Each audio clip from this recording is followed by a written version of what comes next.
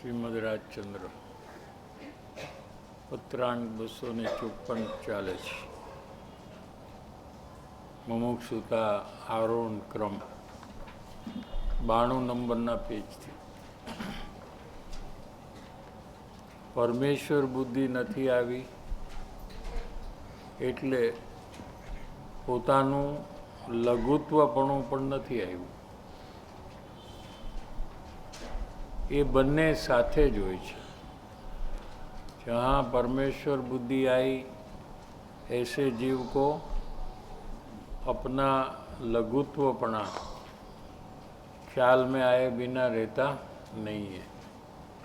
અહીંયા પરમ મહાત્મ્ય આવે તો પોતાનું પરમ લઘુત્વ આવ્યા વિના રહે નહીં. એટલે પહેલું અને ત્રીજું કારણ જવાના માટે બીજા કારણની હાનિ કરવી.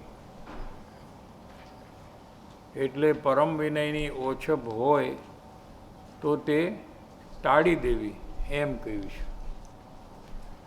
कहाँ कार्य करना है वो यहाँ कृपालु देव बता रहे हैं कि जो विनय है उसमें जो कमी है, क्योंकि अपने बारे में वो महत्व उसको ज़्यादा है. अनंत दोष स्वयं करता है, फिर भी वो समझता है कि मैं अच्छा हूँ, बड़ा हूँ, आगे हूँ, मैं कुछ हूँ क्या. तो अपनी लघुता का विचार नहीं किया है. अपने परिणाम जो परिभ्रमण के कारण है और उससे अनंत दुख का भोगवटा करना पड़ेगा, ऐसा वर्तमान परिणाम को देखकर अपनी लघुता का विचार करना चाहिए. उसके बदले संसार में कोई न कोई उपलब्धियाँ व्यापार आदि में हो या घर में हो, कोई कार्य में हो, उसको ख्याल में रखकर अपना महत्व को बढ़ाता है.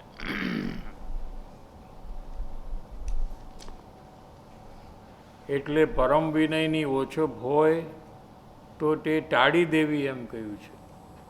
ये काम कर सकते हैं ऐसा है, इसलिए कहा है कि ये काम करना चाहिए. અને મહાત્માના જોગે તેમના अलौकिक स्वरूपને ઓળખવું. महात्मा के, ज्ञानी धर्मात्मा के प्रत्यक्ष योग में તેમના अलौकिक स्वरूपને ઓળખવું. એના लौकिक આચરણને ગૌણ કરી દેવું. लौकिक माने लोको जैसा, इसको लौकिक कहते हैं. जैसे दूसरे लोग में है वैसा उनका जो बाह्य आचरण है क्या, इसको गौण करना. गौण करना इसलिए कहा कि वो दिखता है. गौण करने में क्या होता है किसी को कि वो सामने होता है और हम उसको इग्नोर करते हैं, उसको गौण करना कहते हैं. तो लौकिक आचरण दिखता है, बाह्य आचरण ज्ञानी का मुमुक्षु को दिखता है और देखने पर उसको उसमें दोषित परिणाम लगते हैं. लेकिन ये पूर्व कर्म के निमित्त से होते हुए परिणाम है. समझ में आ रहा है कि नहीं? ये ज्ञानी के परिणाम नहीं है. क्रोधमान माया लोभ ये भी ज्ञानी का परिणाम नहीं है. तो शरीर का परिणाम तो भाषा का परिणाम, ये तो ज्ञानी का परिणाम, ये तो पुद्गल का परिणाम है. अज्ञानी को भी भाषा और शरीर का परिणाम ये पुद्गल का परिणाम है. वो अज्ञानी जीव का भी नहीं है, उसमें अज्ञानी भी नहीं है. तो ज्ञानी उसमें कहाँ से हो सकते हैं. समझ में आया? और अंदर में जो क्रोधादि भाव है, पुण्य पाप के जो भाव है, वो भी ज्ञानी के नहीं है. अगर जो जीव उसको अपना मानता है उसको ही अज्ञानी कहने में आता है। क्या पुण्य पाप भाव ये अज्ञान भाव नहीं है। समझ में आ रहा है कि नहीं? पुण्य पाप का भाव होना ये अज्ञान भाव नहीं है। क्रोध मान माया लोभ का परिणाम होना ये अज्ञान भाव नहीं है।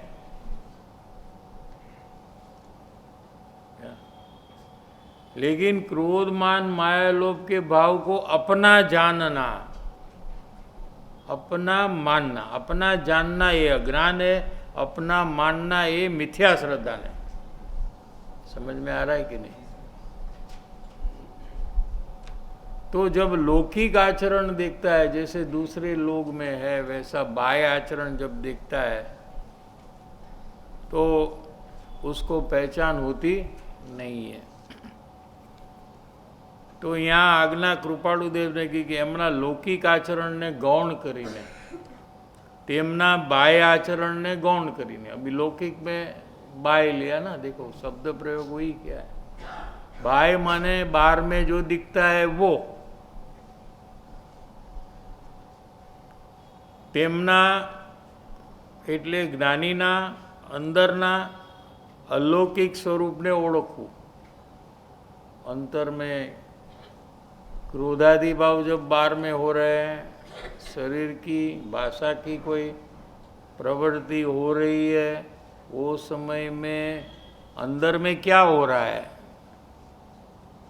क्या ऐसी जिज्ञासा में आकर ढूंढना चाहिए। क्या અહીં કોઈ પ્રશ્ન થાય છે કે અમારે ઓળખવા તો છે પણ કઈ રીતે ઓળખવું? पहचानना तो है लेकिन कैसे हम पहचाने?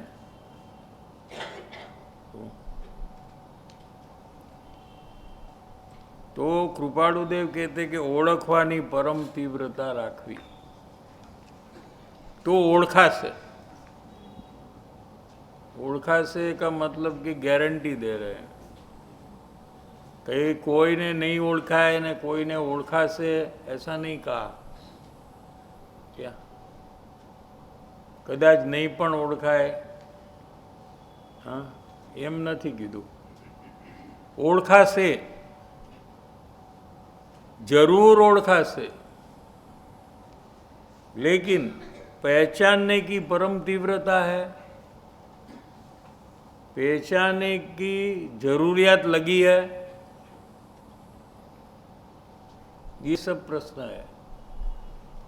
अगर जीव को पहचानने की जरूरियात लगे तो ओळखने की पहचानने की जो तीव्रता प्रकट करता है, क्या ओळखाणनी तीव्रता आवशे त्यारे जरूर ज्यां सुधी ओळखवानी तीव्रता नहीं होय ત્યાં સુધી जीव सत्संग योगे पण ओगे ओगे जसे। ये ऊपर ऊपर चल रहा है। क्या ओगे ओगे माने ऊपर ऊपर है। પોતાની ઓળખવાની तीव्रता न होय ત્યાં સુધી જ્ઞાનમાં તે પ્રકારની ઓળખાણ થવાનો અવકાશ પ્રાપ્ત થતો નથી। क्या कहा कि जब जीव को पहचानने की तीव्रता होती है वो भी जरूरियात के कारण से, क्योंकि उसको परिभ्रमण से छूटना है, सर्व दुख से छूटना है, तो ये कार्य पहचान का करे बिना हो नहीं सकता है। समझ में आ रहा है कि नहीं? कैसे कनेक्ट किया कि परिभ्रमण के दुख से छूटना है हमको। तो परिभ्रमण से दुख से कौन छूट सकता है? कि आत्मज्ञान जिसको होता है वो छूट सकता है। और आत्मज्ञान किसको होता है? कि जो ज्ञानी को पहचानता है उसको होता है।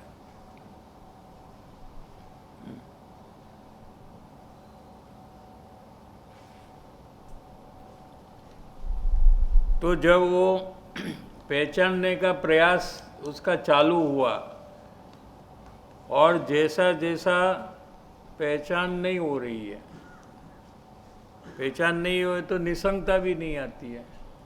कभी लगता है कि ज्ञानी हो सकते हैं, कभी कोई बात में लगता है कि शायद नहीं हो सकते हैं। इस प्रकार का जो परिणमन है उसको क्या, और उसको पहचानना है, ऐसा उसका दृढ़ निश्चय है। ऐसी परिस्थिति में क्या होता है कि उसका ज्ञान जो है वो सतेज होने लगता है, ज्ञान सूक्ष्म होने लगता है क्या। ऐसे જ્ઞાનમાં તે પ્રકારની ઓળખાણ થવાનો અવકાશ પ્રાપ્ત થાય છે। ज्ञान जो है वो उसमें चेंजेस होने लगते हैं, एकदम फोकस करने का कार्य कर सकता है। ज्ञान जहाँ फोकस जीव करना चाहता है वहीं टिकता है, यहाँ वहाँ विचलित नहीं होता है। ऐसा ज्ञान में सामर्थ्य प्रकट होता है। क्या समझ में आ रहा है कि नहीं? और ज्ञान सूक्ष्म होने लगता है। जब कोई चीज़ आपको पकड़ में नहीं आती है संसार में भी, तो आपका ज्ञान एकदम सूक्ष्म होता है, यहाँ वहाँ भटकता नहीं है। क्या कभी डिस्टर्ब नहीं होता है वो ज्ञान, उतना पावर उसमें चालू हो जाता है क्या, और फियर्स कंसंट्रेशन उसमें आ जाता है। क्या समझ में आ रहा है कि नहीं? वो हाँ, बहुत कुछ गौर करने की क्षमता ज्ञान में हाँ एकदम आ जाती है।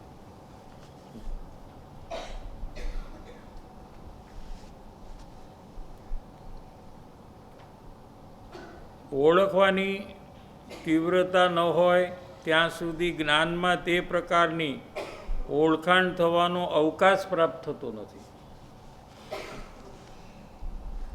ખાલી જગ્યા નથી થતી कि जहाँ पहचान रहे। ज्ञान में खाली जगह नई कोई बात उतरने की नहीं रहती है, समझाइए? खाली जगह नथिंग इज अ स्लेट भरा है, वो कहीं लिखने की जगह नहीं है। लिखेंगे तो वो शब्द के ऊपर लिखना पड़ेगा। स्लेट स्लेट पता है? तो लिखना है तो क्या करना चाहिए? जितना जगह चाहिए उतना पानी से, कपड़े से उसको खाली करो, खाली जगह करो। क्या करते हैं? खाली जगह करते हैं, फिर लिखते हैं तो बराबर लिखाई देती है। ऐसे अपने ज्ञान में कोई खाली जगह ही नहीं है क्या, कि उसमें पहचान रूपी कार्य का प्रवेश हो। क्योंकि ज्ञान में वो पहचानने की परम तीव्रता जब आएगी तभी ऐसा होगा खाली जगह।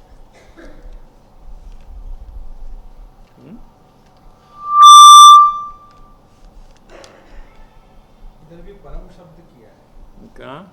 यहाँ पर भी हाँ, परम तीव्रता शब्द आया। परम तीव्रता, परम माने एकमात्र, वो मैक्सिमम। परम माने मैक्सिमम और मैक्सिमम माने एकमात्र, ओनली, सतत, धारावाही, यहाँ वहाँ विचलित न हो परिणाम। क्या ऐसा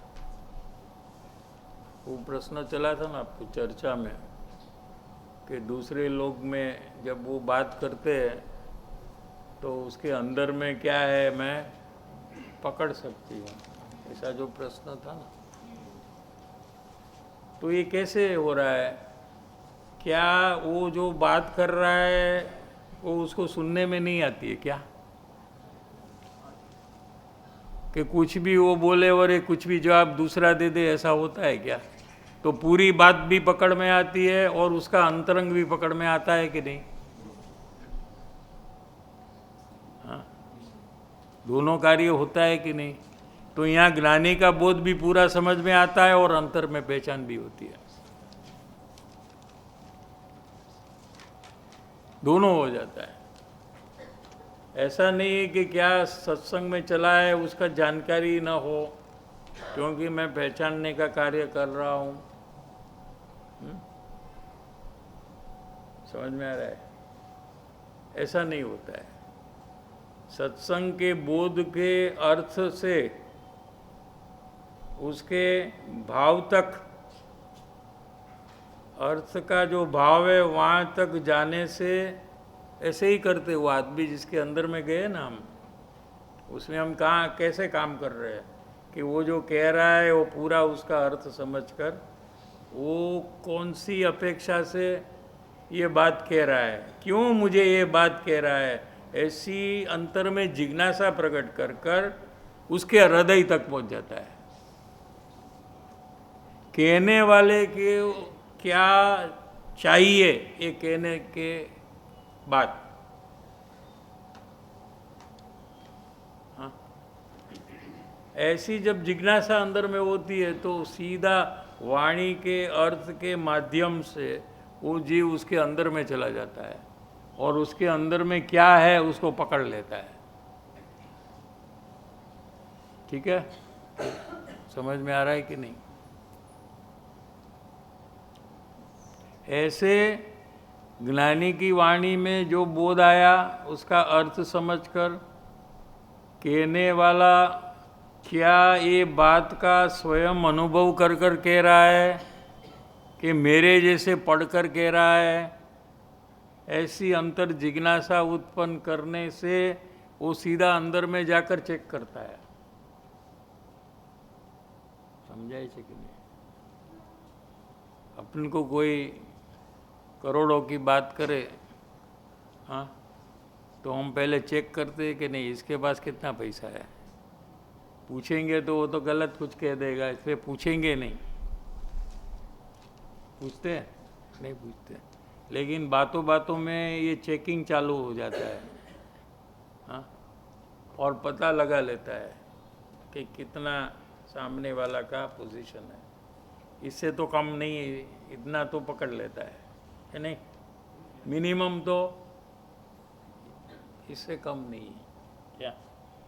ज़्यादा से ज़्यादा इतना तक हो सकता है। ये पूरा अंदाज उसको आ जाता है ना कि नहीं आता है। यहाँ भी ऐसी बात है। वो क्या अपना ज्ञान में वो ताकत है, इसलिए कृपाळुदेव कहते कि ओळखवानी परम तीव्रता राख तू, जरूर ओळखाશે।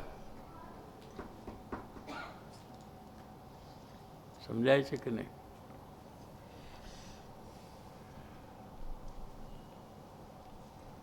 પછી ક્યાંથી ઓળખાશે? એટલે લખ્યું કે ઓળખવાની પરમ તીવ્રતા રાખવી તો ઓળખાશે। મુમુક્ષુના નેત્રો મહાત્માને ઓળખી લે છે। એ તો મુમુક્ષુ ક્યાં એવી જે ઓળખવાની તીવ્રતાવાળા મુમુક્ષુઓ હોય છે તેના જ્ઞાન નેત્રો એટલે समझणना नेत्रों। ज्ञान माने ये जो दिखता है आँख, उसकी बात नहीं है क्या? जो समझ रहा है अंदर में, ऐसा जो ज्ञान नेत्रों ये महात्मा ने એટલે સત્પુરુષને ઓળખી લે છે। જો સત્પુરુષને ઓળખવા માટે ઉત્તમ પ્રકારની પાત્રતા અપેક્ષિત છે। એ જ જીવ ઓળખી શકે છે। એ સિવાય બીજો જીવોને ભ્રાંતિ થવાનો સંભવ છે। भ्रांति माने उसको लगता है कि ये ज्ञानी कहाँ से हो गए, क्या ये तो मेरे जैसे है, मेरे जैसे बात कर रहे हैं क्या? बहुत बहुत तो थोड़ा पुण्य भाव ज़्यादा है क्या? मेरा थोड़ा पाप भाव ज़्यादा है, ठीक है, और थोड़ी शास्त्र की जानकारी ज़्यादा है, वो तो मैं भी पढ़ूंगा तो मुझे भी ज्ञान हो जाएगा, उतना कोई फर्क नहीं है। ऐसी उसको भ्रांति होती है क्या?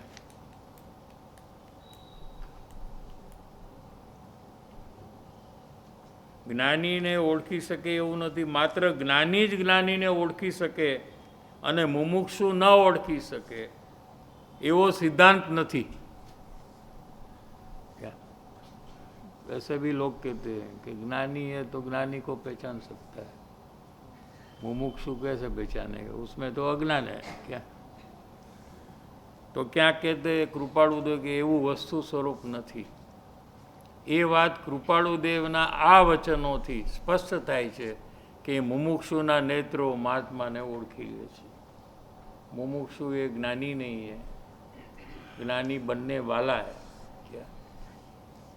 મહાત્મામાં જેનો દ્રઢ નિશ્ચય થાય છે, એટલે ઓળખીને જેને દ્રઢ નિશ્ચય થાય છે, એટલે આખી વાતને હવે શરૂઆતના ક્રમમાં લઈ જઈશ। શું કે મહાત્માનો જેને દ્રઢ નિશ્ચય થાય છે તેની મોહાશક્તિ મટીને, शुरुआत वहाँ से की थी, मुमुक्षु की व्याख्या। मोहाशक्ति थी मूंझाईने एक मोक्ष विषे यत्न करे, તે મોહાશક્તિ મટીને પદાર્થનો નિર્ણય હોય છે, ત્યાં સુધી પહોંચે છે, પહેલેથી છેલ્લે સુધી। પ્રથમ મોહાશક્તિ ઘટે, પછી દ્રઢ મુમુક્ષુતા ઉત્પન્ન થાય, એટલે એને મોક્ષનું લક્ષ્ય બંધાય, ધ્યેય બંધાય। પછી પોતાના દોષ અવલોકવા ભણી ચિત્ત વળી જાય। जिसको पूर्णता का लक्ष्य होता है उसको तुरंत ही अपना दोष के ऊपर देखने का ज्ञान टर्न हो जाता है क्या, पड़ी जाए છે। આ લોકમાં એને કોઈ પણ પદાર્થ सत्पुरुष थी अधिक भाषे नहीं, ये एक चेंज हुआ। पहचान में क्या बदलाव आया कि विश्व की कोई चीज़ का महिमा अधिक है ज्ञानी पुरुष से, ऐसा उसको लगता नहीं है। कोई पण पदार्थ सत्पुरुष थी अधिक भाषे, भाषे એટલે લાગે નહીં, સમજવાની વાત નથી, લાગવાની વાત છે। સત્પુરુષમાં પરમેશ્વર બુદ્ધિ આવીને पदार्थ निर्णय સુધી એ પહોંચે છે। अपने आत्मा का निश्चय भावभाषण तक वो पहुँचता है। અને જ્યારે પદાર્થ નિર્ણય થાય છે ત્યારે આકુળતા મટે છે। તેથી ત્યારે સર્વાંગ સમાધાન થાય છે, કેમ કે આત્મ સ્વરૂપ છે તે સર્વાંગ समाधान स्वरूप છે। कोई भी प्रॉब्लम का समाधान हो जाता है उसको, क्या कभी भी असमाधान होता नहीं है।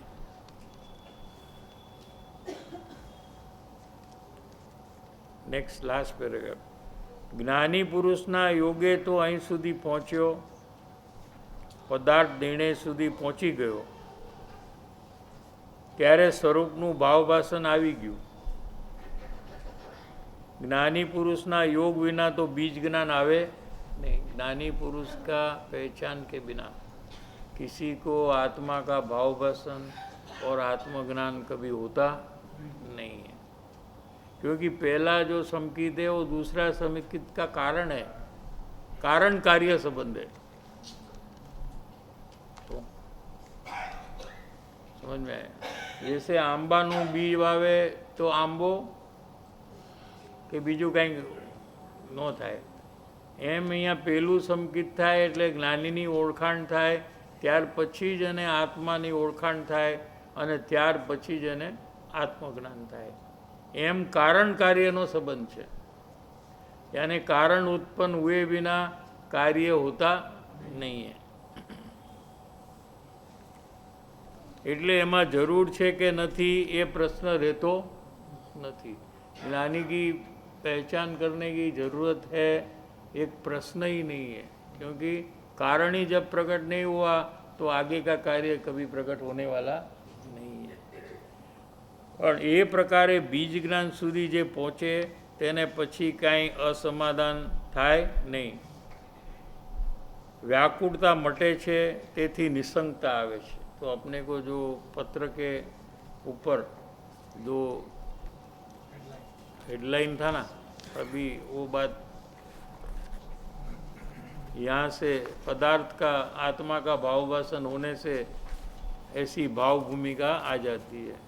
देखो पत्र का ऊपर में फर्स्ट 2 लाइन जो है ना, निसंगता थी निर्भयता उत्पन्न होय छे अने तेथी निसंगता प्राप्त होय छे। क्या कब होता है ये कि आत्मा का भाव भाषण जब होता है तो अंतर में ऐसी दशा उत्पन्न होती है। व्याकुળતા घटे છે તેથી નિસંગતા આવે છે, કેમ કે પોતાનું સ્વરૂપ શાશ્વત છે। શું भावभाषण में क्या पता लगा?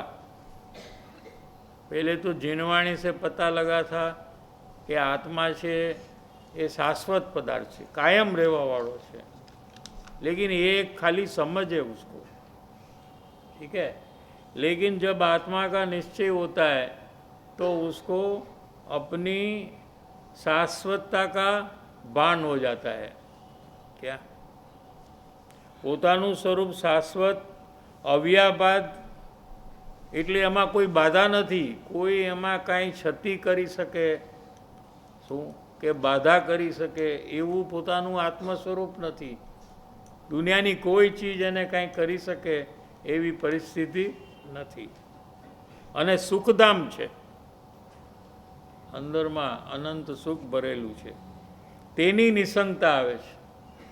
પોતાને નિસંગતા આ પ્રકારે આવે છે। સર્વોત્કૃષ્ટ સુખનો ભંડાર પોતે છે, તે નિસંગપણે પોતાને વાસે છે।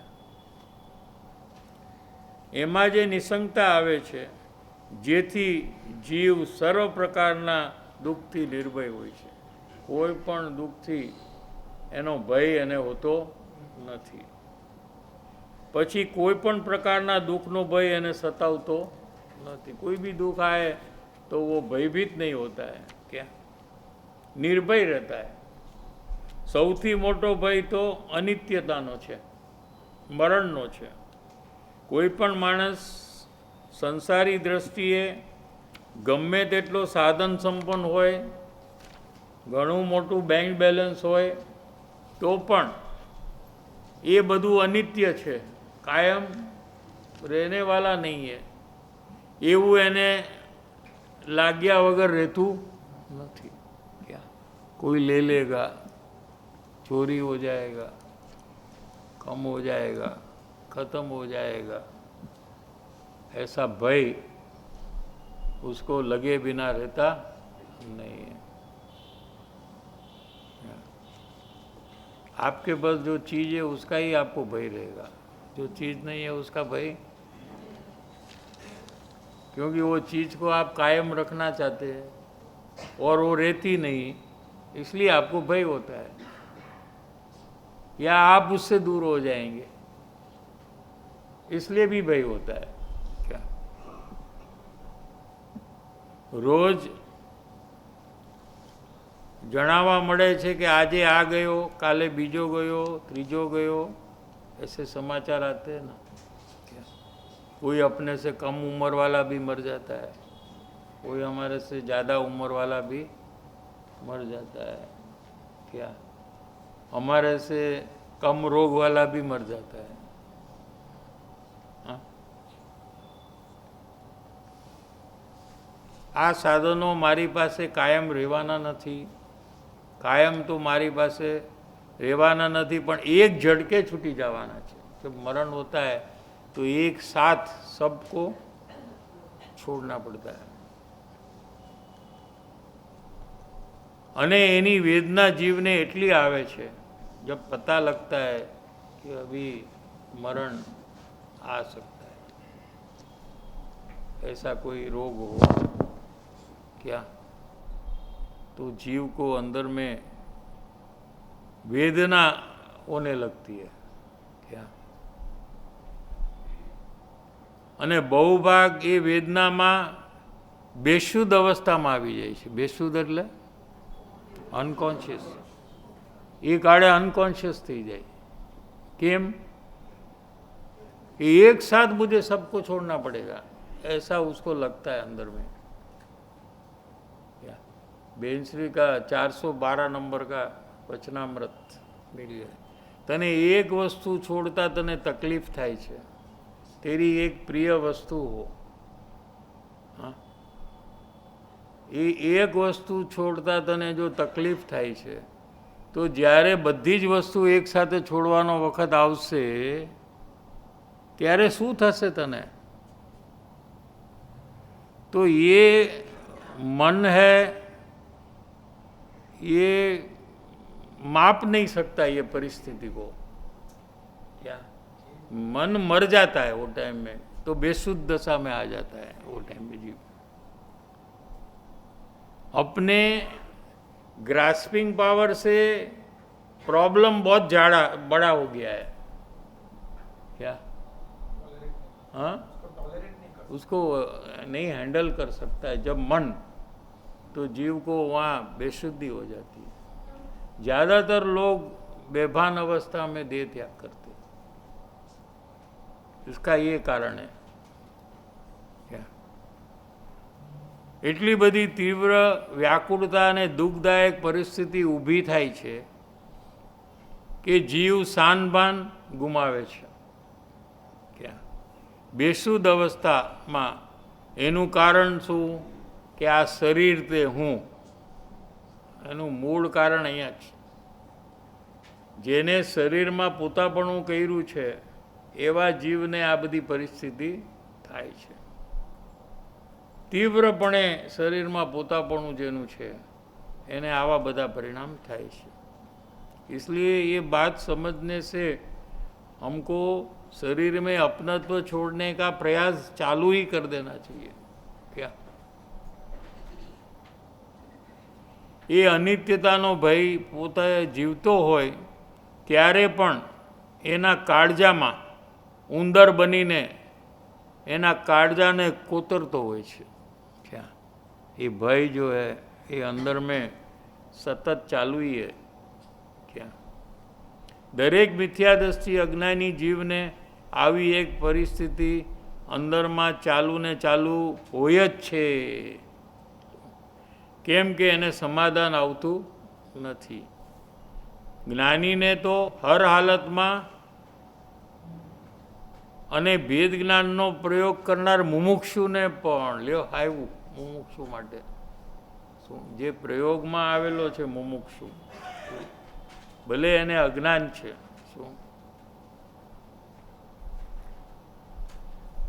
ज्ञानी ने तो बधी हालत में भेद विज्ञान छे, पण मुमुक्षु जे भेद ज्ञाननो प्रयोग करे छे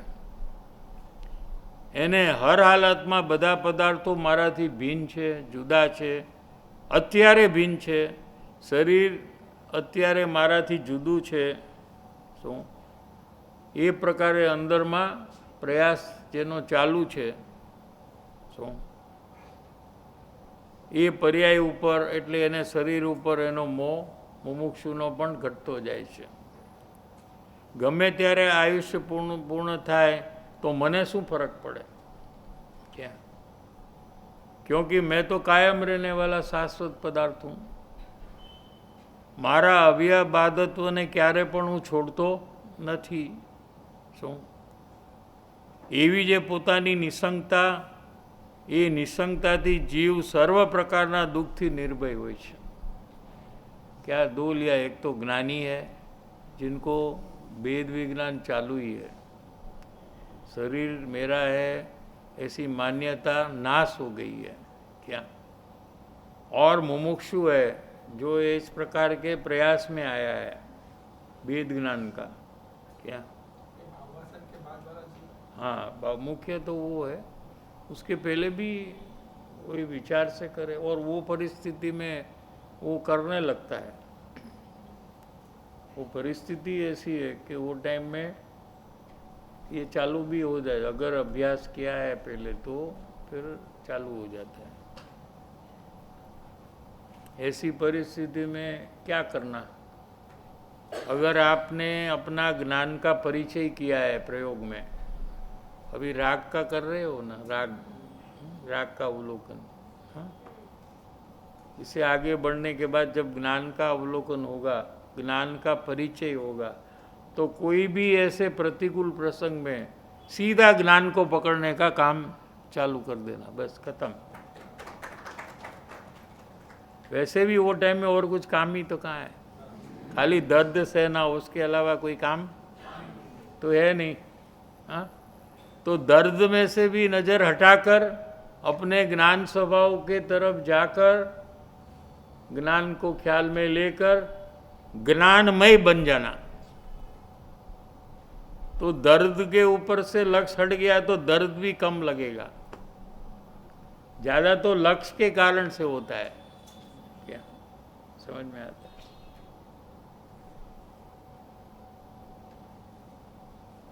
દુઃખના ભલે અસંખ્ય પ્રકાર હો, અસમાધાનના જે અસંખ્ય પ્રકાર છે તે બધા દુઃખના પ્રકાર છે। દરેક ક્ષણમાં, દરેક પરિસ્થિતિમાં જીવને સમાધાન થતું નથી કે આમ કેમ નહીં, એ પ્રકારનું જે અસમાધાન છે એ જ દુઃખનું કારણ છે। એમાં મૂંઝવણ થાય છે, જીવને આકુળતા થાય છે।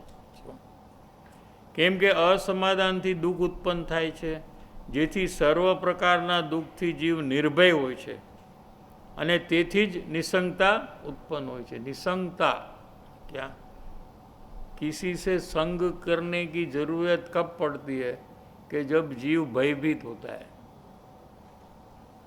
इसलिए तो अकेला रहता नहीं ना, हाँ, किसी का संग में रहता है। कोई पर्सन अवेलेबल न हो तो फिर टीवी, मोबाइल, गेम्स, क्या उसमें अपना ज्ञान को रोकता है। ये सब बंद कर आप एक 15 मिनट बैठो, देखो क्या होता है। अगर आपको पता करना है कि क्या क्या होता है, एक 15 मिनट कुछ करे बिना, टीवी, मोबाइल कुछ भी नहीं, और एक अकेला बैठकर देखो, तो आपके अंदर में कितना भय चालू हो जाता है वो आपको पता लगेगा। तो ये एक मास्टर प्लान है कि भय से छूटने का, कि अपना ज्ञान को कहीं रोक लो तो वो ज्ञान फिर अपने भय से विमुख हो जाए, वो भय का ख्याल ही ना हो। क्या, तो वो समझता है कि भय चला जाएगा, उसका ख्याल नहीं करेंगे तो वो चला जाएगा, वो जाता नहीं है, वो अंदर में रहता है। हाँ, उसके लिए प्रयत्न कर उसका नाश करना चाहिए। उसके बदले ऑल्टरनेटिव में क्या करता है कि अपना ज्ञान को वहाँ से उठाकर जो चीज़ पसंद है वहीं रोक लेता है। तो इससे कोई प्रॉब्लम का सॉल्यूशन कभी होता नहीं है।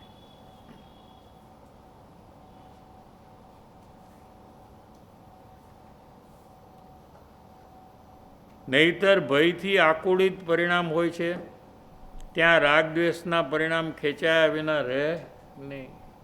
सब राग द्वेष के परिणाम बढ़ने लगते हैं અને એ ખેંચાણ છે તે જીવને અસંગ દશામાં, અસંગ સ્વરૂપમાં આવવા દેતું નથી, જીવના પરિણામને બહાર ખેંચ્યા કરે છે। ऐसे मुनि का उदाहरण ले लो, वो अकेले जंगल में है, वाघ, सिंह, सांप, हाँ, बारिश, तड़को, ये बधानी वच्चे एकला रहे छे। वाघनी त्राड़, सिंहनी त्राड़ सांभळे, हाँ, तो उनको कोई भय ही नहीं लगता है। क्यों? क्योंकि स्वरूप जो अपना आत्म स्वरूप है वो निर्भय है, उसमें वो लीन रहते हैं। क्या, तो उनको कोई भय होता नहीं है। क्या?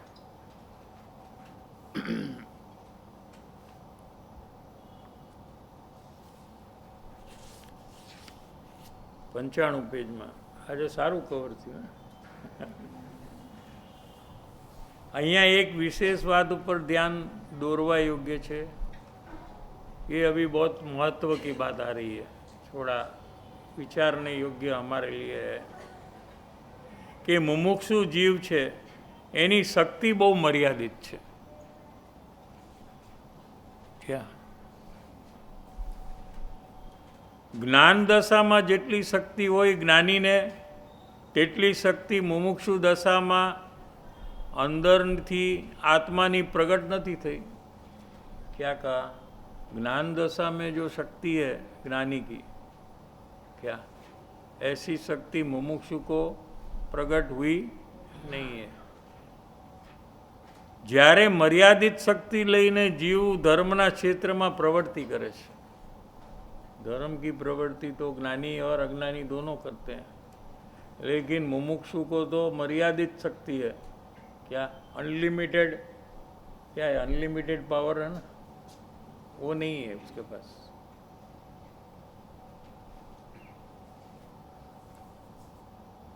ત્યારે પોતાની મર્યાદિત શક્તિનું ભાન રાખીને એ શક્તિને જેટલી પણ થોડી ઘણી છે એનામાં એને જ્ઞાનીના માર્ગમાં લગાવવામાં રોકવી જોઈએ ને. શું? અને આડા અવડા સાધનમાં નહીં રોકવી જોઈએ, એટલો વિવેક કરવા યોગ્ય છે. શું કીધું? जो भी कहा है वही हम करें, इसके अलावा दूसरा शुभ कार्य में अपनी शक्ति का खर्च न करें. क्या समझ में आ रहा है कि नहीं?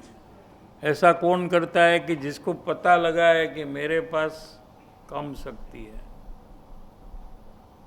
तो बराबर उसका यूज़ मुझे करना है. क्या जिसको बजट होता है ना घर खर्च का, अनलिमिटेड बजट नहीं है, एक बजट है, तो उसको पता है कि कहाँ कहाँ वेस्ट न हो, ऐसे वो प्रयास करता है. ठीक है? ऐसे मुमुक्षु की जो शक्ति है वो बहुत कम है. क्या? और वो शक्ति जितनी है उतनी आत्मज्ञान की प्राप्ति के लिए बस है कम, लेकिन बस. लेकिन कब? कि अगर वो ज्ञानी की आज्ञा में रहे तो बस है. जितना उसको बोध दिया है उतना ही वो करे. अपनी मर्जी से कोई भी प्रयास प्रयोग या कोई भी क्रिया न करे, क्योंकि वो सब में खर्च होता है शक्ति का. क्यों? જ્ઞાનીના માર્ગમાં એ શક્તિ લગાવવામાં અને આડાઅવડા સાધનમાં નહીં રોકવી, भले वो धर्म के साधन हो. क्या दूसरे लोग करते हैं ऐसा दिखता है, लेकिन हमको क्या करना है कि जो हमें कहा है, जो भी बोध में आया है, जैसे कृपालुदेव ने कहा है कि तारा दोषનો અપક્ષપાતપણે अवलोकन कर, दोष का स्वीकार कर, तो पूरी शक्ति इसमें लगा देनी. ये भी करे वो भी करे, 50 आइटम करने लग जाए धर्म के नाम पे, तो आत्मज्ञान रूपी कार्य होने वाला नहीं है.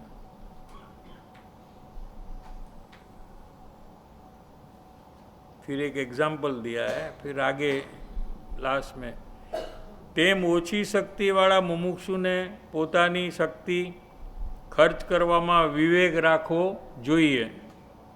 એ બીજા સાધનમાં પોતાની શક્તિને લગાડે, પછી ભલે એ શુભ હોય સાધન, જો અથવા પોતાની મેળે ક્ષયોક્ષમ વધારવામાં પોતાની શક્તિ લગાડે. જીનવાણીનો બહુ અભ્યાસ કરે એટલે એનું જ્ઞાન જીનવાણીનું ક્ષયોક્ષમ જે છે ये खिलवा लगे. लेकिन प्रयोजन बुद्ध जितना है आत्मज्ञान के लिए उतना ही पढ़ना चाहिए. क्योंकि जो जिनवाणी है वो तो समुद्र है. करोड़ों साल का आयुष्य हो तो भी आप पूरा नहीं पढ़ सकते. समझ में आ रहा है? 12 अंग और 14 पूर्व है. उसमें एक अंग आचार अंग है पहला, उसमें 18,000 पद है. कितना? और एक एक पद में 51 करोड़ से जाजेरा श्लोक है. तो 18,000 इंटू 51 करोड़, वो पूरा आपने पढ़ा तो आचारंग पढ़ा। इसके लिए कितना टाइम चाहिए, कितनी एकाग्रता चाहिए। और दूसरा जो अंग है उसमें 36,000 पद है और एक एक पद में 51 करोड़ से ज्यादा श्लोक है। 36,000 इंटू 51 करोड़, ऐसे डबल डबल करते जाओ 12 अंक तक। क्या उतनी भगवान की वाणी में से गणधर ने रचना की है ये सब।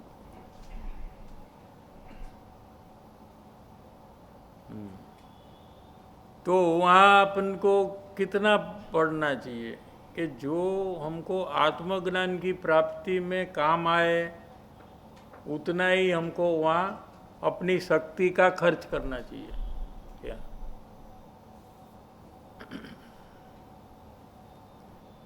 પોતાની મેળે શાસ્ત્ર વાંચીને શિવોપશમ વધારવા પોતાની શક્તિ લગાડે અને પોતાને ઠીક લાગે એમ વ્રત નિયમ આદि ગ્રહણ કરવામાં લાગી જાય, व्रतમાં લાગી જાય। भगवान ने कहा है ना व्रत तो, हाँ, इसलिए मैं करता हूँ। અને मूल वस्तु आत्मज्ञान की जो प्राप्ति करना, यही भव में करना, अब भी करना। क्या, क्योंकि कल का तो पता नहीं है हम रहेंगे कि नहीं। એને મૂળ વસ્તુ મુમુક્ષુની ભૂમિકાની આખી લાઈન હાથમાંથી છૂટી જાય છે। क्योंकि अलग अलग कार्य में जब जीव लगता है तो मेन जो कार्य है वो ऐसा ही अधूरा रह जाता है। क्या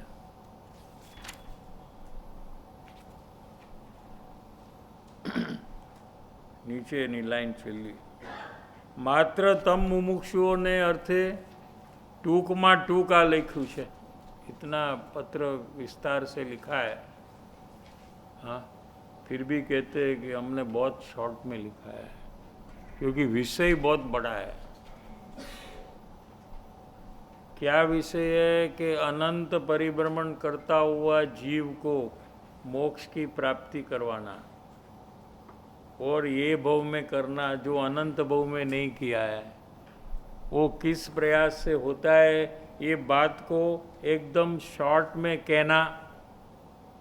देखो हम लोग ने अंदाज 10 दिन में तो पूरा बात कर लिया, हाँ, पहले से अंत तक कैसे जीव को प्रयोग में आकर आगे बढ़ना चाहिए, ये पूरी बात 10 दिन के अंदर में हो गई। क्या संक्षेप में, कारण के आ पत्र है, क्या है ये पत्र है, ये शास्त्र नहीं है जिसमें बड़ा 500,000 पेज का विवेचन हो। ये तो पत्र है, वो पत्र तो पोस्ट करते हैं, बुक नहीं है कोई। पत्र तो कितना पेज का हो सकता है, 1, 2, 3 ज़्यादा से ज़्यादा। क्या पुस्तक, हाँ, ये शायद थोड़ा बड़ा है ना, देखो ना, पोस्ट कार्ड है कि कवर में रखा, पता नहीं है, कवर में भी हो सकता है, क्योंकि पत्र 2.5 कितना पेज है देखो। आगे के पत्र में कहा कि आज 8वां पत्र है, वो 449 में है। तो ये 250, ये 2.5 पेज का है पत्र, 2.5 पेजेस का। देखना है तो वहाँ जाकर उसका कॉपी रहेगा, ओरिजिनल टेक्स्ट, हाँ, तो चेक कर सकते 254 का।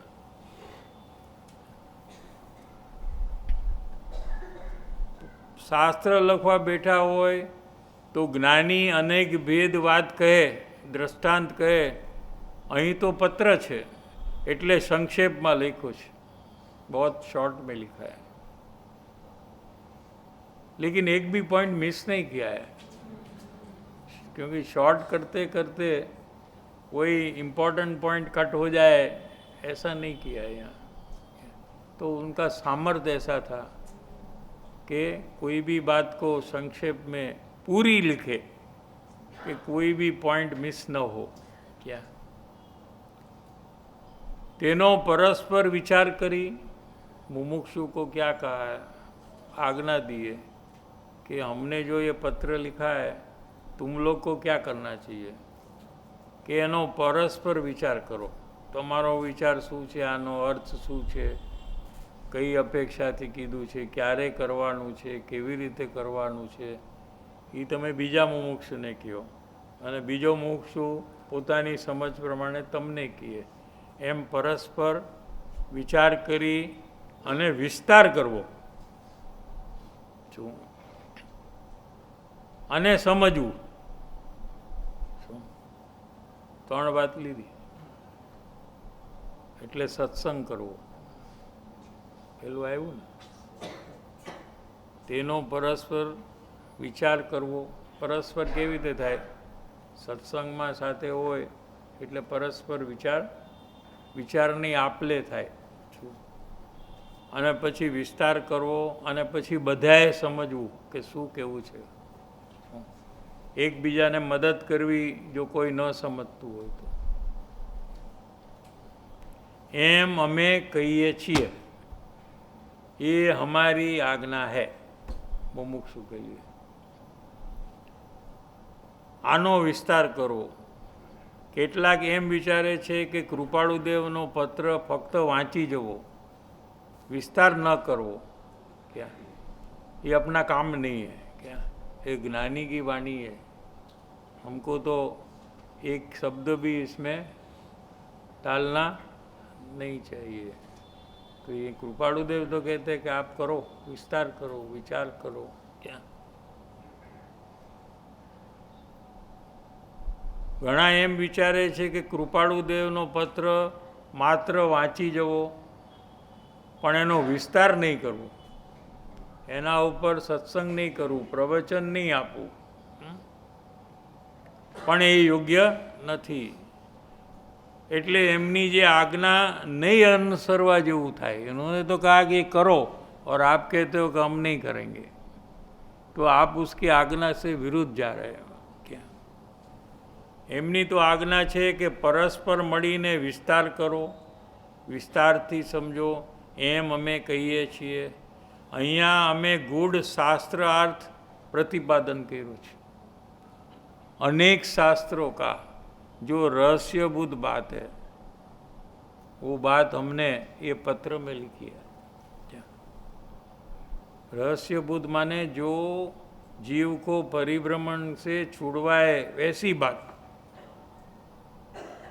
अनेक शास्त्रों में से जो है वो ये पत्र में संकलित किया અહીંયા અમે ગૂઢ શાસ્ત્રાર્થ પ્રતિપાદન કર્યો છે આ પત્રમાં ભલે વાત સંક્ષેપમાં લખી છે પણ શાસ્ત્રનો ગૂઢ અર્થ રહસ્યભૂત જો વાત હે ત્યાં એટલે પારમાર્થિક રહસ્યનું આમાં પ્રતિપાદન કર્યું છે એનું એમ કહીને ધ્યાન ખેંચ્યું છે કે આ પત્ર ઉપરથી વાંચી જવા જેવો નથી એક એક વાતમાં એમના પોતાના અનેક ભાવોનું અનુભવનું નિચોડ એક એક વાક્યમાં જણાવ્યું છે આજે જ પતી જશે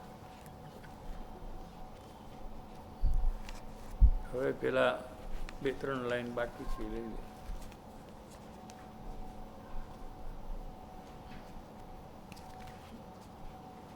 તમે વારંવાર વિચારજો યોગ્યતા હશે તો અમારા સમાગમમાં ફરીને આ વાતનો વિસ્તારથી વિચાર बताવીશું क्या कहा कि आप तो सत्संग में ये विषय में ऊंडा उतरो क्या लेकिन अगर जब आप हमको मिलने को आए तो फिर से हम ये बात विस्तार से बताएंगे क्या આ વાતનો વિસ્તારથી વિચાર બતાવીશું પણ હાલ અમારો સમાગમ થાય તેમ તો નથી ऐसे ही कोई कृपाणु देव को मिलने को नहीं जा सकते क्या? बॉम्बे में थे ना कृपाणु देव, तो कोई कहेगा हम अभी कोई शादी के लिए आए हैं और हमारे पास 2-3 घंटे का टाइम है क्या? हाँ, तो वहाँ पहुँच जाए ऐसा कोई होता नहीं था। पहले से परमिशन लेते थे कि क्या हम आ सकते हैं, और वो ना कहे तो नहीं आते थे कोई क्या? हाल અમારો સમાગમ થાય તેમ તો નથી, પણ વખતે શ્રાવણ વદમાં કરીએ તો થાય क्या? वो उनका प्लान है कि श्रावण वद में समागम हो सकता है, थोड़ी निवृत्ति होगी, પણ એ કયા સ્થળે તે હજુ વિચાર્યું નથી क्या?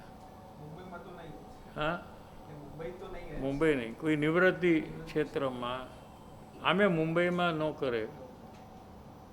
હું ઓફિસમાં એમની ઓફિસમાં જાય અને મોટું બિઝનેસ કરતા હોય એવું દેખાય તો મુમુક્ષુને ये ज्ञानी है, ये तो मेरे जैसा बिजनेस कर रहा है क्या? और कोई स्टाफ ने बढ़ता हो कि ते काम क्यों बराबर नहीं किया है, हाँ, तो आ मुमुक्षु ने शू थाय? नहीं नहीं नहीं, ये तो कहते हैं कि पैसा परद्रव्य है और पुण्य से आता है, ये तो पैसा का कलेक्शन कर रहे हैं, हाँ। तो मुमुक्षु की योग्यता देखकर ही उनको मिलते थे। उनको पता है कि इसका लेवल शंका में वो आ जाएगा तो मार्ग से दूर हो जाएगा, मेरे से दूर होगा नहीं क्या कहा? और मार्ग से दूर होगा, सच्चे मार्ग से दूर होगा तो बेचारा परिभ्रमण करेगा। ऐसी करुणा से उनको ना कहते थे, इतना लंबा सोचते थे। नाम है करुणा है, उसमें भी उसका भला है। हाँ में तो भला है,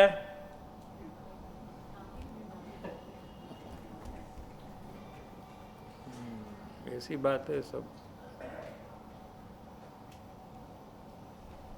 કળિયુગ છે માટે ક્ષણવાર પણ વસ્તુ વિચાર વિના ન રહેવું।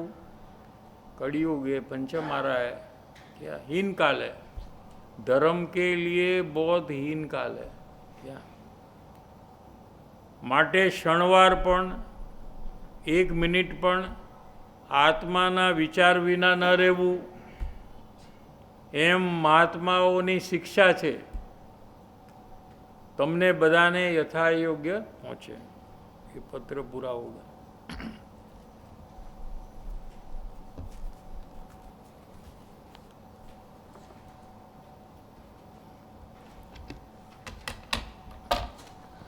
एक मिनट ब्रेक और 15 मिनट प्रश्न चर्चा यही विषय पर।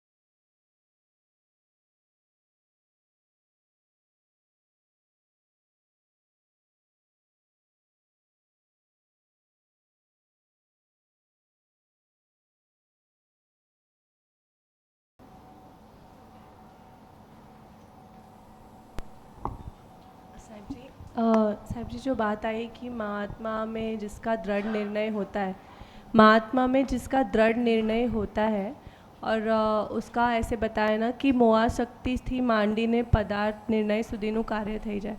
तो यहाँ पे साहब जी ये कार्य एक्चुअली तो जैसे बताया कि आगे की पूरा प्रोसेस में से पसार होने के बाद जो दूसरे कारण की हानि के समय जो प्रयास में जीव आता है उसके बारे में बात है। और इसमें ऐसे बताया कि स्टार्ट टू एंड पूरा काम हो जाता है, तो इसमें कैसे समझना साहब जी? सौभाग्यभाई का उदाहरण है। तो वो क्रम में नहीं आए थे पहले, लेकिन पहले ज्ञानी की पहचान कर ली थी और उसके बाद वो क्रम में आकर आत्मज्ञान की प्राप्ति की है। तो पहले तो ज्ञानी की वाणी जो है उसके द्वारा पहचान होती है। क्या जो 4 लक्षण बताया था वो लक्षण से पहचान होती है। तो जब लगता है कि ये कहने वाले ज्ञानी हो सकते हैं क्या, तो वो फिर जीव यहाँ हुआ धर्म प्राप्ति के लिए जाना बंद कर देता है क्या, और ज्ञानी के संग में रहता है। तो रहते रहते परिचय में आते आते उसको ज्ञानी की पहचान हो जाती है क्या, और परमेश्वर बुद्धि जब आ जाती है और परम प्रेमार्पण आने से पहले से प्रयोग में पूर्णता का लक्ष्य से लेकर सब कार्य उसका हो जाता है। ऐसा सौभाग्यभाई का भी एक उदाहरण है। तो ऐसा भी होता है।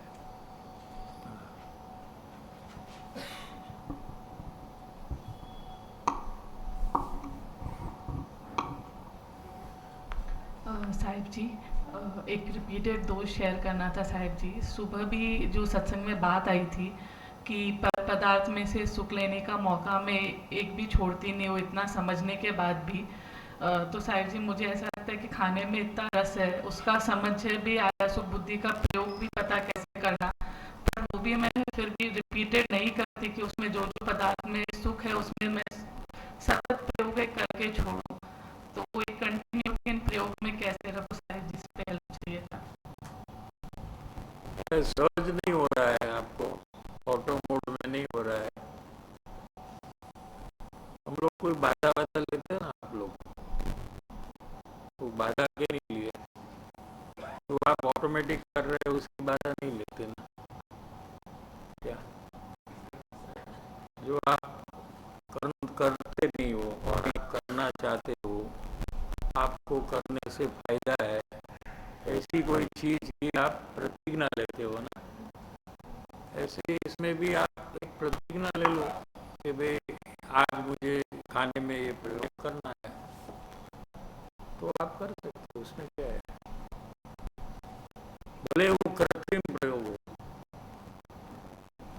सहज नेचुरल ना हो, लेकिन शुरुआत तो हो जाएगी ना। और एक बार शुरुआत होगी तो आप धीरे धीरे सीख कर नेचुरल में आ जाएंगे क्या, तो प्रयोग हो जाएगा। कभी कभी जब ऐसा सहज नहीं हो रहा है, लेकिन हमें पता है ज्ञान में कि हमको ये लाभ का कारण है, ठीक है, तो वो निश्चय का बल से वो करना, सहजता से नहीं बने हो। શું કીધું समझाए છે कि नहीं? लेकिन अपना जो निश्चय है कि ये मुझे लाभ का कारण है, तो वो निश्चय से जो बल उत्पन्न हुआ है, वो बल से आप वो कार्य करो, भले वो कृत्रिम हो, भले वो कार्य ठीक न हो, लेकिन उसकी शुरुआत कर दो, तो धीरे धीरे आप सीखने लग जाएंगे कि वो कैसे सही करना चाहिए। जो प्रॉब्लम है वो स्टार्टिंग का ही रहता है सबको। एक बार स्टार्ट हो गया तो फिर वो अपने आप सब ठीक करने लग जाता है। हाँ, कल ही हो जाएगा आपका। Thank you Sahib ji.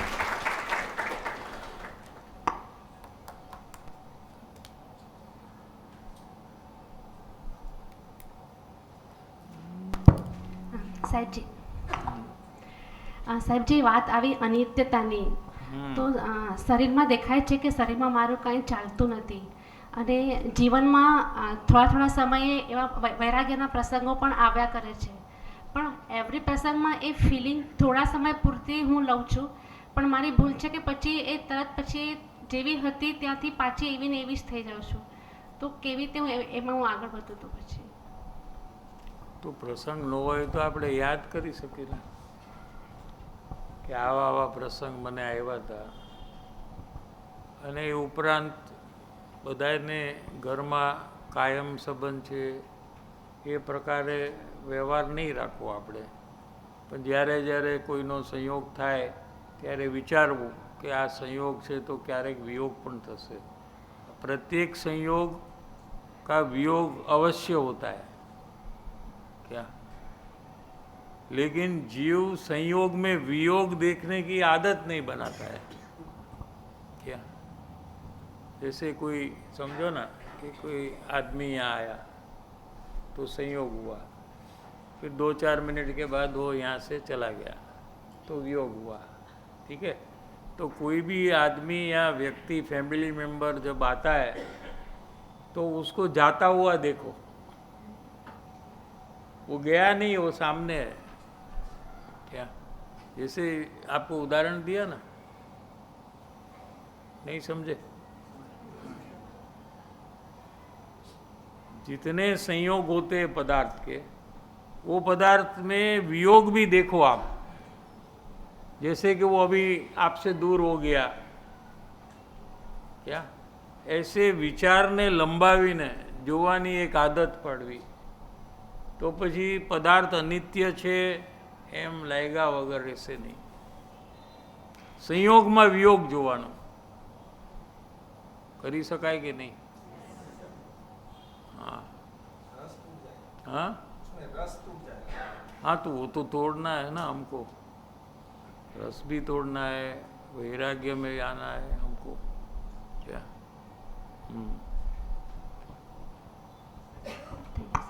Sir जी, पहचान के विषय में जो सत्संग से समझा वो क्लियर करना था खुद के लिए. यहाँ पे जो परम तीव्रता में आना, वो अगेन एक डिसीजन ही है ना कि मुझे डिसीजन है, वो डिसीजन है. क्या मैंने कि मुझे पहचान करनी है, तो जो बात आया सत्संग में कि मैं आउटर बिहेवियर और वो सब गौन कर देता हूँ, राग द्वेष गौन कर देता हूँ, तो वो डिसीजन के ऊपर मैं नहीं चलता वापस, वो डिसीजन के ऊपर मैं नहीं चलता, मैं वापस अगेन वो बात का राग द्वेष पे कभी कभी फोकस करता हूँ. तो उसको कैसे डिसीजन क्लियर करना, वो जो कचास है. नहीं, वो डिसीजन क्यों लिया, उसका क्या कारण है. सत्संग से समझा के पहचान करना है करके, पहचान करने से क्या फायदा, मेरा परिभ्रमण मिटेगा. हाँ, तो जब आप राग को बाहर में देखने का जब चालू करते हैं तो आप उसमें परिभ्रमण देखो आपका कि ये काम से मेरा परिभ्रमण होने वाला है. पहचान का काम छोड़कर बाहर में रागादि परिणाम को जब मैं देखता हूँ तो आप सोचिए कि ये मुझे परिभ्रमण का कारण होने वाला है. तो जब आपको नुकसान होगा ऐसा दिखाएगा तो वापस आप प्रयोग में आ जाएंगे. ओके.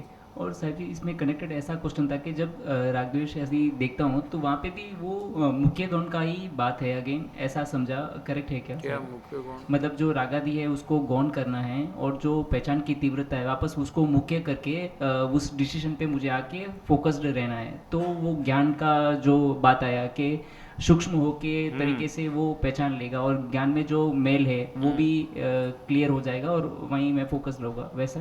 बराबर. Thank you.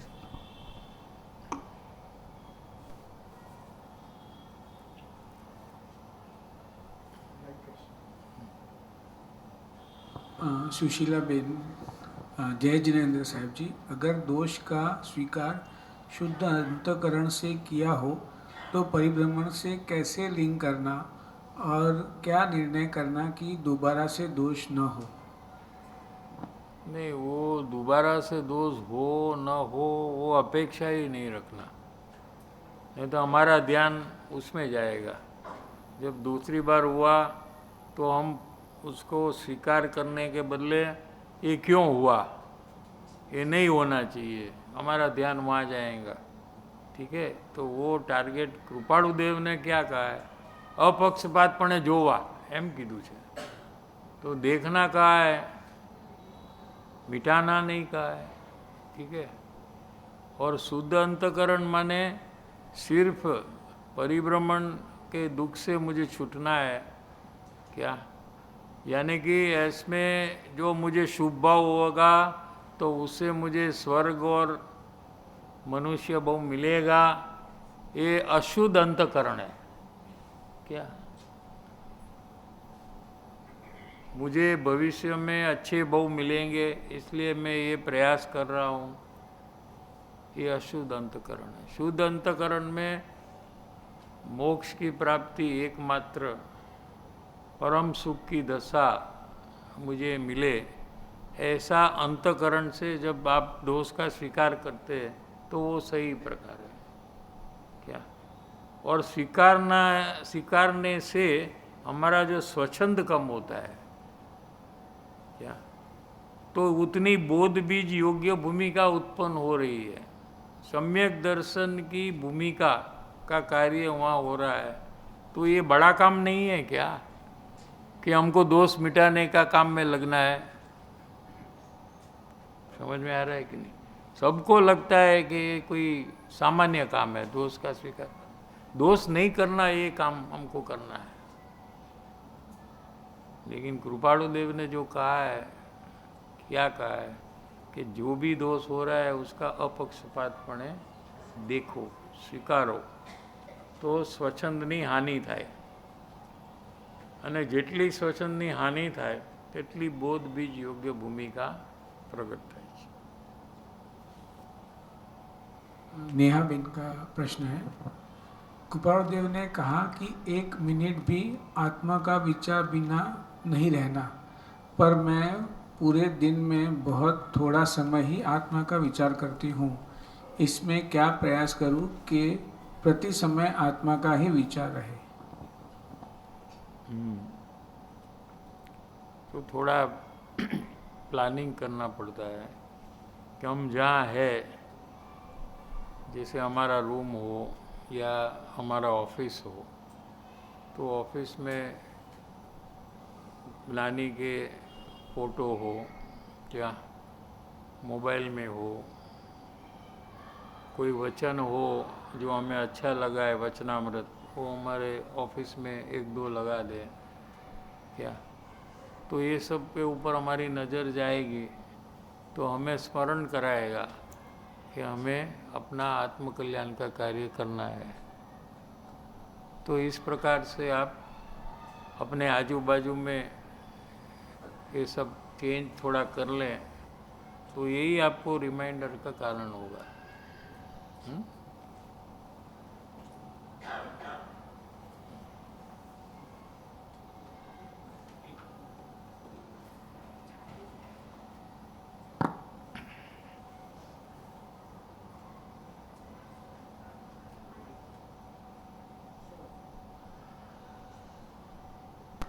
अभी दोष एक ध्यान में आया कि हर टाइम में ये मिस्टेक करती हूँ कि जैसे शिविर से निकलते वक्त ये निर्णय होता है कि अभी नेक्स्ट शिविर तक तो कार्य पूरा ही करना है करके, कैसे भी करके, और फिर प्रयास भी जोर शोर से वहाँ पे चालू करती हूँ. फिर जैसे ही वो समय निकलता जाता है तो वो उसमें थोड़ा थोड़ा नीचे डाउनफॉल आता है और ऐसी परिस्थिति आती है कि थोड़ा ही समय या ऐसा कुछ प्रयोग में रहता है और वापस जब भी शिविर आती है तभी वो प्रयास वापस चालू होता है.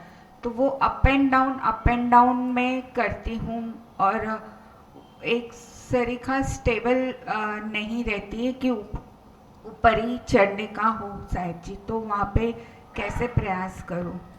कहाँ पे? वहाँ पे माने कहाँ पे? वहाँ पे यानी घर पे. हाँ, तो आप कहना चाहते हैं कि जब शिविर होती है तो आपका प्रयास चलता है और घर जाने के बाद वो हाँ फिर बंद हो जाता है. बंद मतलब थोड़ा थोड़ा कम होने लगता है वहाँ पर. तो फिर पूरा साल शिविर रखे?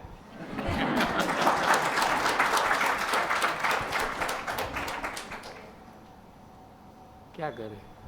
हाँ, वो हो नहीं सकता है जो क्या, क्योंकि सबको पूर्व कर्म अनुसार संसार के कार्य करने पड़ते हैं क्या। तो ऐसा योग कहीं कायम मिले ऐसा तो बनने वाला नहीं है क्या। फिर भी जितना हमने अंदर में उतारा है, जितना हमने प्रयास किया है, वो सब आगे जाकर योग में भी वो अंदर से आपको सहज बढ़े ऐसी भावना करिए, और क्या, उसके तो दूसरा तो कोई ऑप्शन नहीं है। थोड़ा विशेष सत्संग स्वाध्याय ये सब बढ़ाना चाहिए वहाँ क्या। वो सत्संग है तो आपको बचने के लिए रास्ता मिलता है, लेकिन जब सत्संग नहीं रहता है तो हम स्वयं अपने आप ऐसा कुछ करें कि जिससे हमको नुकसान न हो या कम हो क्या। तो हमें सत्संग बढ़ाना चाहिए, स्वाध्याय बढ़ाना चाहिए, मुमुक्षु के साथ मिलना चाहिए। तो इसमें क्या है कि हमारी जागृति बढ़ेगी।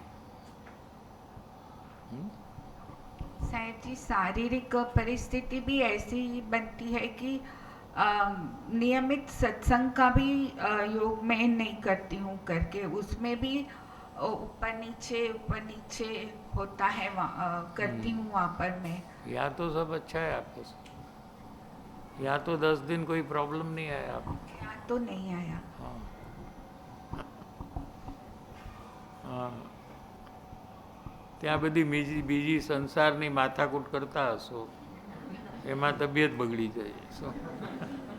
અહીંયા એ બધું બંધ છે ને. ભરતભાઈ બી બહુ ખુશ હતા.